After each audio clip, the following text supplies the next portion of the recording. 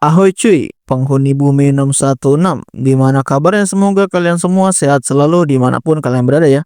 Bertemu lagi bersama gue di channel kesayangan kalian, apalagi kalau bukan di Yo TV. Channel bukan sembarang channel cuy, dimana gue akan ngebahas semua hal random yang ada di dunia ini.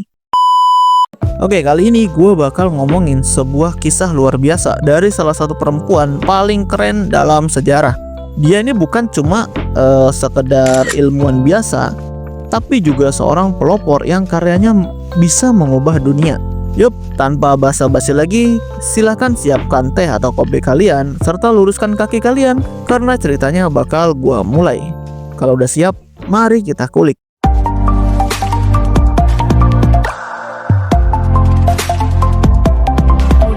Marie Curie alias Maria Sklodowska adalah seorang wanita yang lahir di Warsawa, Polandia pada 7 November tahun 1867.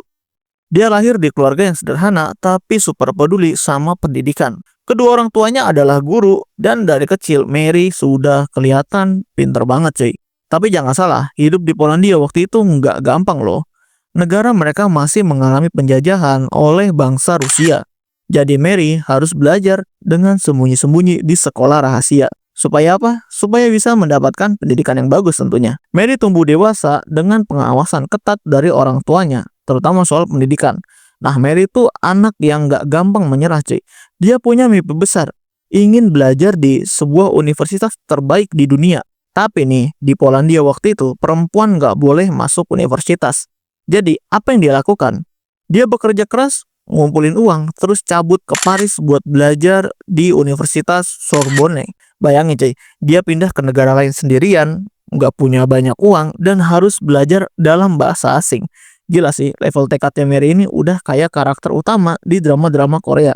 Di Sorbonne, Mary fokus banget untuk belajar tentang ilmu fisika dan matematika.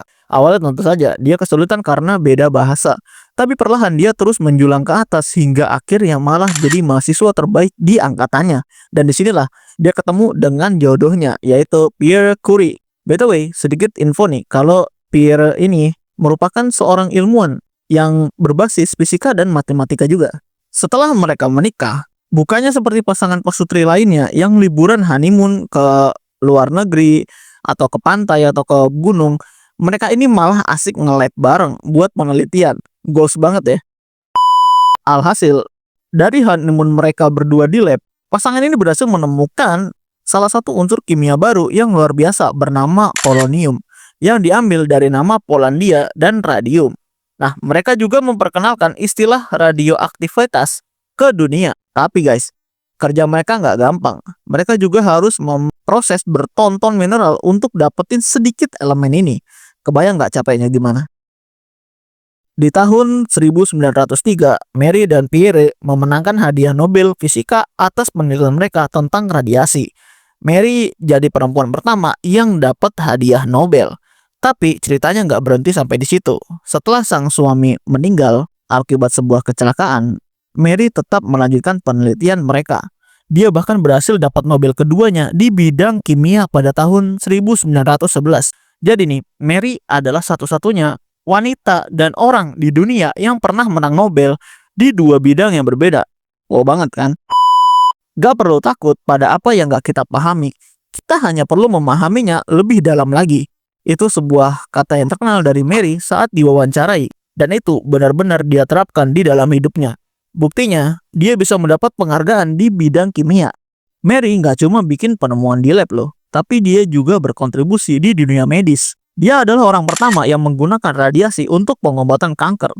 Dan bahkan sampai sekarang teknologi itu masih menyelamatkan jutaan nyawa di seluruh dunia. Tapi sayangnya, karena terlalu sering terpapar radiasi tanpa perlindungan, Mary akhirnya meninggal dunia pada tahun 1934 akibat anemia aplastik. Tapi meskipun begitu, warisannya terus hidup sampai sekarang cuy.